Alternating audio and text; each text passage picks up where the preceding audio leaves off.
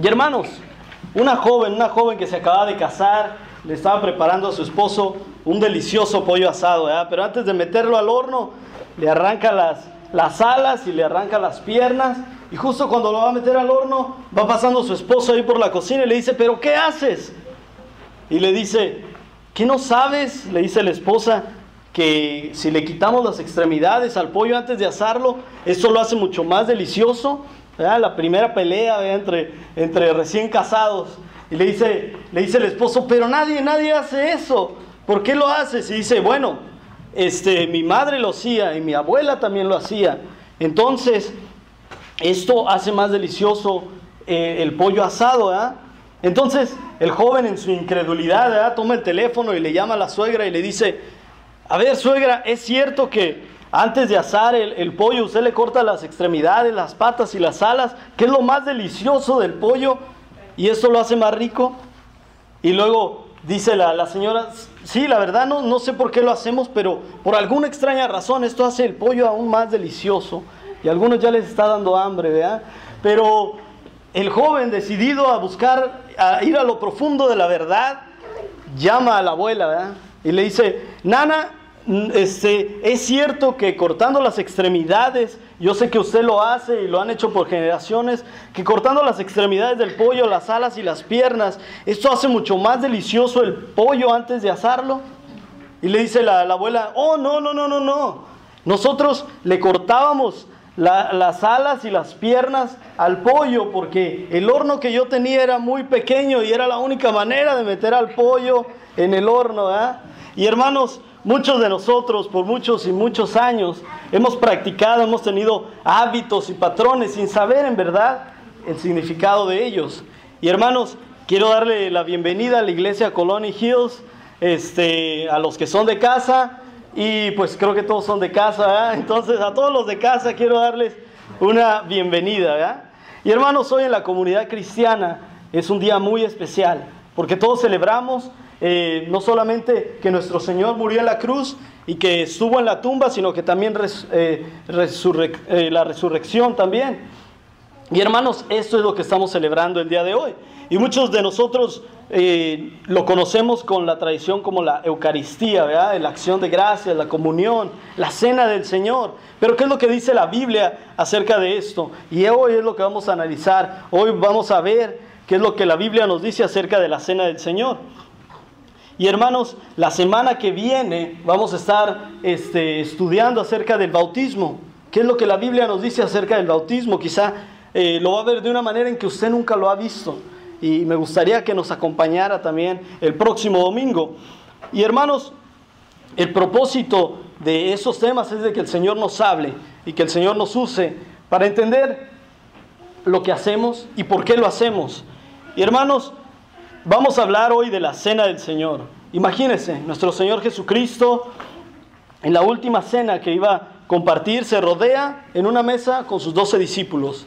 A estos hombres a quienes les compartió 3 años de su vida, a quienes les ministró y les estuvo hablando para que ellos llevaran el mensaje y el ministerio a las próximas generaciones.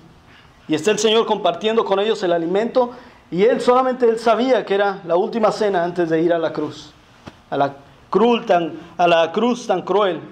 Y hermanos, ¿qué haría usted si se encontrara en esta misma situación, rodeado de sus amigos, de sus familiares, de la gente que más ama, y fuera, solamente usted sabría que es la última cena que va a compartir con ellos?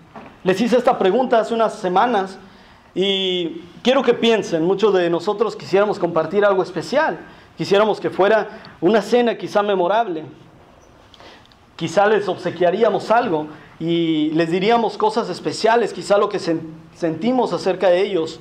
Y eso es lo que estaba pasando por la mente de nuestro Señor Jesucristo en esos momentos que está compartiendo con sus discípulos antes de ir a la cruz.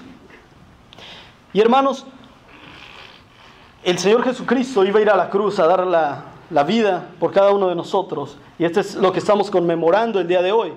Y vio a aquellos a quienes amaba, vio a los 12 discípulos con los que se rodeó, y hizo algo muy especial que incluso hasta el día de hoy lo celebramos. Y para ayudar a recordar lo que el Señor hizo por cada uno de nosotros, vamos a ver ese pasaje de la Biblia donde dice: vio a sus discípulos en la noche que fue traicionado y tomó el pan.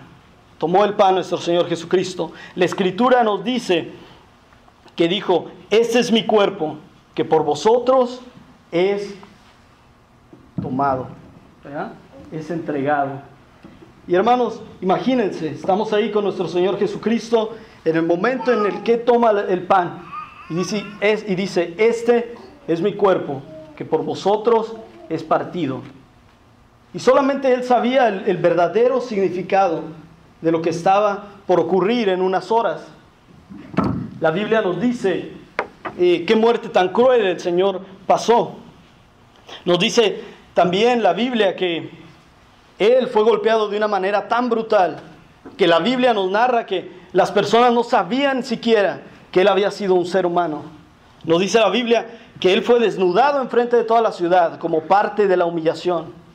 Nos habla la palabra que cuando el Señor dijo: este es mi cuerpo que por vosotros es entregado, el Señor tenía mucho significado en estas palabras. Él sabía el significado tan real, tan doloroso, porque Él estaba a punto de ir a la cruz. Primera de Corintios 11, 25, dice: asimismo, tomó también la copa, después de haber cenado, diciendo: esta copa es el nuevo pacto de mi sangre, que por muchos es derramada. Haced esto todas las veces que la bebieres, en memoria de mí. Hermanos, ¿cuándo debemos tomar la cena del Señor? Todas las veces que sea necesaria. Y no que la cena del Señor tenga un poder mágico que perdona nuestros pecados, que borra nuestros pecados y nos acerca al cielo. Claro que no, hermanos. Pero sí tiene el poder de hacernos recordar aquellos momentos de nuestro Señor Jesucristo antes de ir a la cruz. Nos enseña qué es lo que significa el pan y qué es lo que significa el vino. Y hermanos, el Señor quería que lo recordáramos y que tuviéramos comunión entre nosotros. La palabra griega de comunión es koinonía. Y usted dirá: ¿pero por qué tenemos comunión? ¿Por qué lo hacemos? Porque el Señor nos mandó a hacerlo, a practicarlo, en memoria de Él, del gran sacrificio que Él hizo por cada uno de nosotros. Y el día de hoy hemos decidido hacerlo en esta tarde, compartir todos comunión unos con otros. Y hermanos, les decía que la palabra griega es koinonía. Y usted dirá: ¿qué aprendió hoy en la iglesia Corona Gil? La palabra koinonía, ¿verdad? Y koinonía significa unión, significa que algo tenemos en común, que algo nos une. Y hermanos, lo que nos une, hermanos, por medio de la fe, es que nuestro Señor murió, fue puesto en una tumba, y la resurrección que tuvo, nosotros también fuimos en esa resurrección, participamos juntamente con Él. Y eso es lo que estamos celebrando. Esa es la koinonía, la comunión que tenemos todos como iglesia, todos los que han sido marcados por la sangre del Cordero. Y hermanos, para ponérselos un poco más claro, por ejemplo, ¿cuántos de ustedes cuando tienen un vaso de leche, un vaso de café y tienen un pan dulce, toman el pan, lo rompen y lo mojan en la leche, ¿verdad? Lo sopean? ¿Cuántos de ustedes sopean, verdad? Y podemos reír juntos, porque tenemos esa experiencia en común, ¿verdad?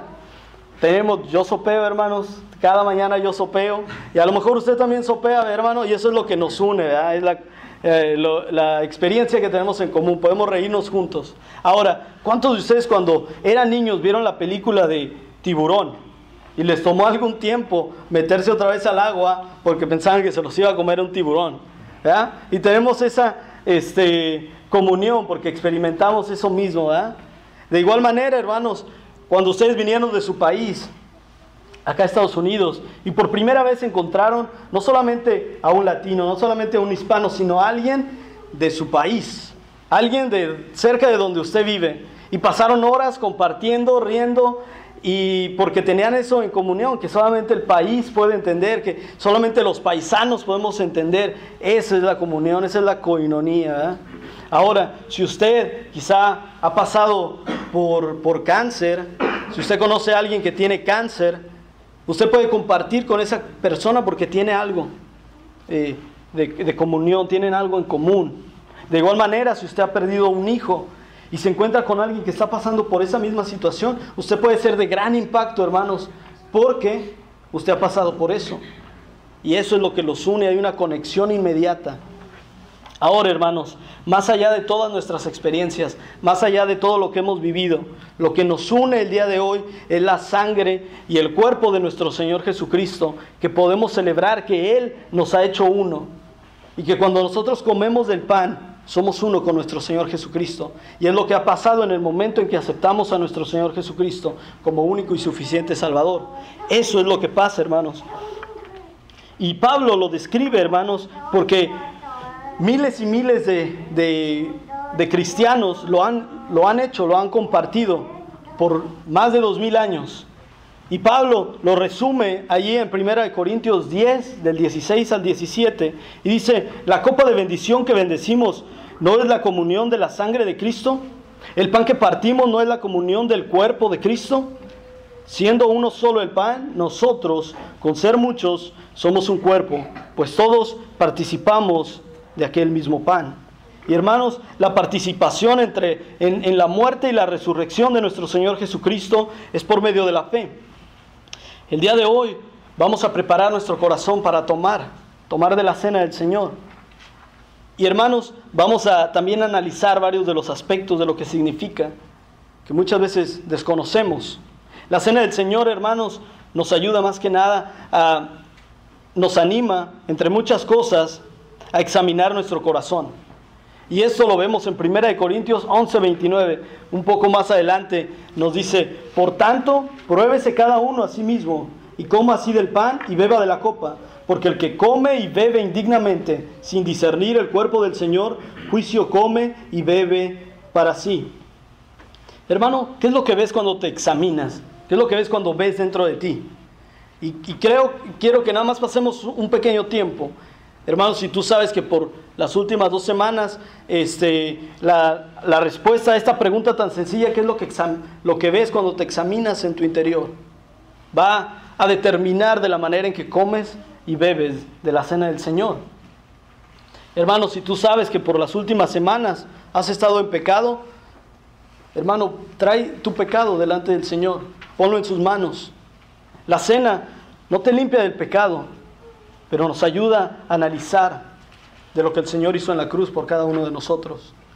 Y a lo mejor cuando tú tomes de la cena del Señor, esta va a ser un momento de arrepentimiento, de acercarte al Señor y decirle: perdón, Señor. No decir: esto es lo que hice y voy a ir el día siguiente a hacer lo mismo, sino va a ser un acto de arrepentimiento. O quizá tú, hermano, por primera vez vas a entender completamente lo que el Señor hizo por ti en la cruz. Y va a ser un momento en que vas a analizar los milagros que el Señor ha hecho en tu vida, vas a analizar las grandes cosas que Él hizo, y este va a ser un momento de reflexión, de comprensión, que vas a decir: ahora entiendo lo que el Señor hizo por mí en la cruz. O por las últimas semanas, tú has caminado en victoria tras victoria, y has pasado tiempo con el Señor y lo has sentido más cerca que nunca, y dices: gracias, Señor. Y va a ser un momento en el que tomes la cena del Señor, va a ser un momento en que tú digas: Señor, de verdad, gracias. Va a ser un momento de adoración. Entonces, examinémonos y veamos dónde estamos para poder poner esto delante del Señor. Y hermano, quiero que seamos consistentes, porque de nuestra condición, saber en qué condición estamos, quiero que lo traigan delante del Señor, para que, hermanos, sea hasta aquí en que pensemos en nuestro pecado. Porque definitivamente todos somos pecadores. Vamos a hacer un rápido análisis. ¿Quién es digno de estar aquí? Nadie, ¿verdad? Entonces todos somos pecadores. Y quiero que, si usted sabe que ha hecho algo malo delante del Señor, lo traiga aquí. Se arrepienta y diga: Señor, creo en ti y perdóname por mi pecado. Y sea hasta ahí, hasta donde piense en su pecado. No quiero que se la pase pensando en esta hermosa ceremonia, en lo que ha hecho y por qué lo hizo, qué lo motivó. No, hermanos, que sea hasta aquí. Porque el Señor nos dijo: en memoria de mí. No en memoria de nuestro pecado, sino en memoria de nuestro Señor Jesús. Y no minimizando el pecado. El pecado llevó a nuestro Señor hasta la cruz. Pero el Señor ha pagado por el pecado que lo llevó hasta la cruz, por nuestro pecado. Ahora, hermanos, quiero que no digamos que esto que nos permitió nos da una licencia de pecar. Claro que no, hermanos. Sino el Señor, ahora somos parte de Él. Y ahora de las cosas que nos atraían, de las cosas que nos tentaban, el Señor nos ha sacado de todo ello. Y ahora vemos a nuestro Señor. Ahora seguimos a nuestro Señor. Y Él nos ha librado del pecado.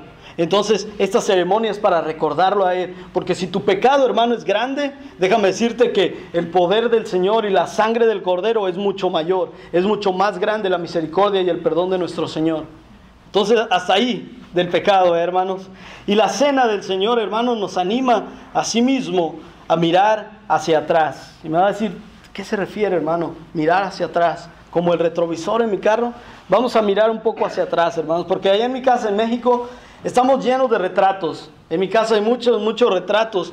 Y una vez alguien fue a mi casa y dijo, yo sé dónde les faltan retratos. Y le dijimos, ¿dónde? En el baño y en la cocina, ¿verdad? Porque tenemos muchos retratos. Y muchos de ellos no podrían entenderlos si no se los explicamos. Porque hay una historia de fondo que tenemos que explicar. Y bueno, hermanos, una vez alguien llegó a mi casa y dijo, ¿quién es esa persona que está ahí? Veo que es un retrato de familia, pero ¿quién es esa persona y por qué tú no estás en ese retrato? Ahora les explico. Antes de los 15 años, hermanos, yo estaba bien delgadísimo y estaba bien chaparrito. Que cuando jugaba fútbol y me pasaban la pelota decían, pegó en el poste, pero no fue gol, ¿verdad? Ahora, ya que lo hemos explicado, hay muchas fotos que tenemos que explicar para saber el trasfondo, qué es lo que significa. De igual manera, tenemos que explicar qué es lo que significa lo que tenemos delante de nosotros, el pan y la sangre de nuestro Señor Jesucristo, para saber el significado y que esto entre a nuestro corazón y podamos comprenderlo. Y hermanos, cuando Jesús estaba celebrando la última cena, había una fiesta judía que se llamaba la Pascua. Y la Pascua se celebraba los viernes, ¿ya? No había chocolates, no había conejos de Pascua, nada de eso, hermanos.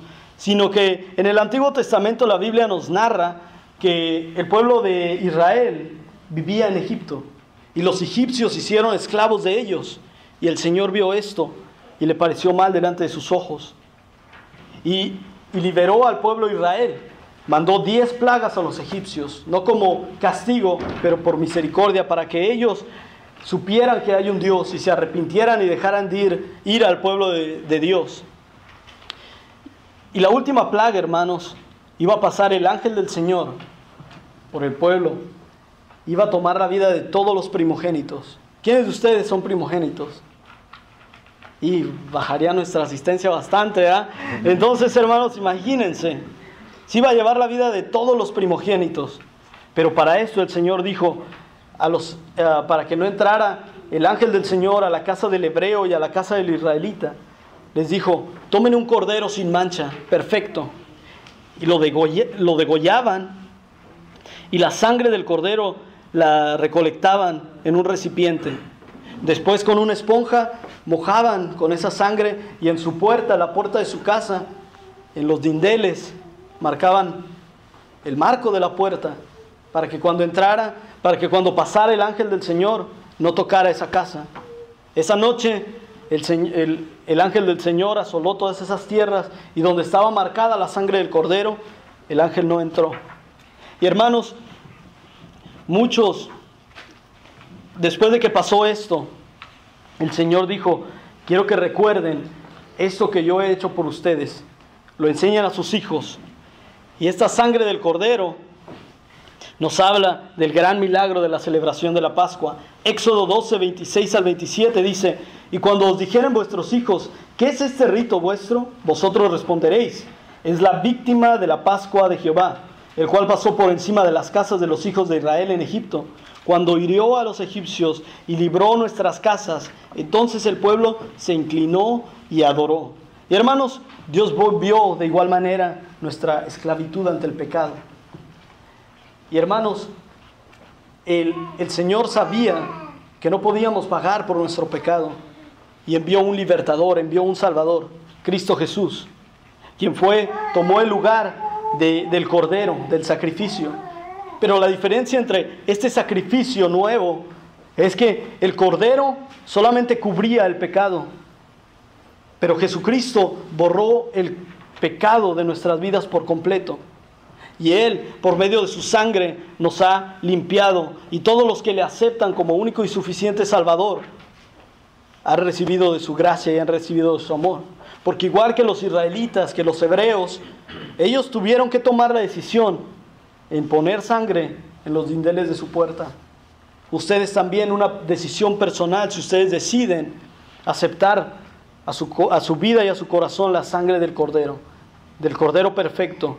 Y después ya no hubo más sacrificios, porque era el sacrificio perfecto de nuestro Señor Jesucristo.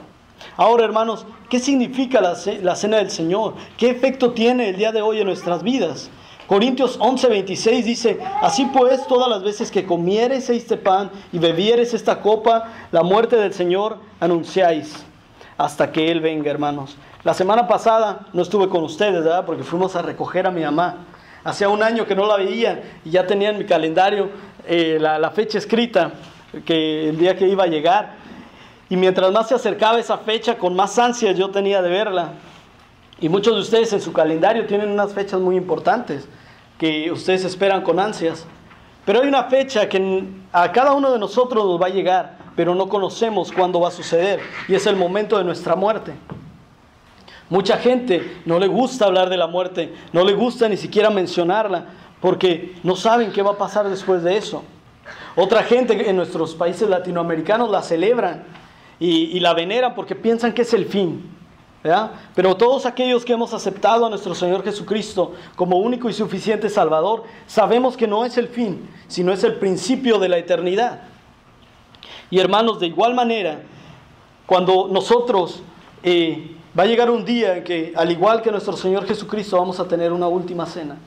Y después vamos a tener una cena con nuestro Señor Jesucristo. Y vamos a ver, hermanos, su esplendor. Vamos a ver su hermosura y su belleza. Y ese va a ser el momento más especial de nuestras vidas, porque vamos a poder pasar una eternidad con nuestro Señor Jesucristo. Y hermanos, muchos judíos en el tiempo de Jesús tenían una costumbre, que cuando tomaban la cena del Señor, más bien cuando tomaban el vino de la Pascua, lo ponían en una copa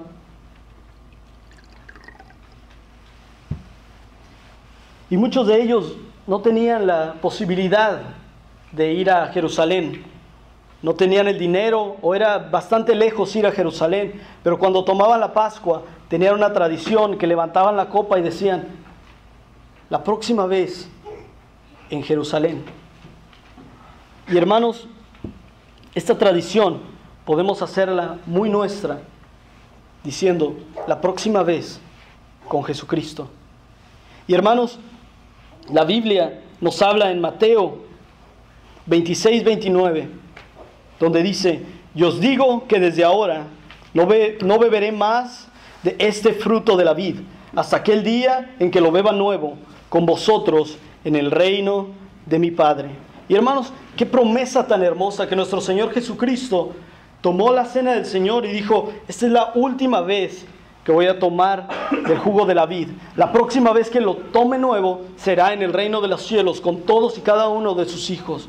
La iglesia va a estar presente y vamos a poder compartir con Él en coinonía, vamos a compartir la cena del Señor. Y hermanos, esto a lo mejor a su vida no tiene tanto significado porque no comprendemos el trasfondo de lo que estaba ocurriendo en ese momento.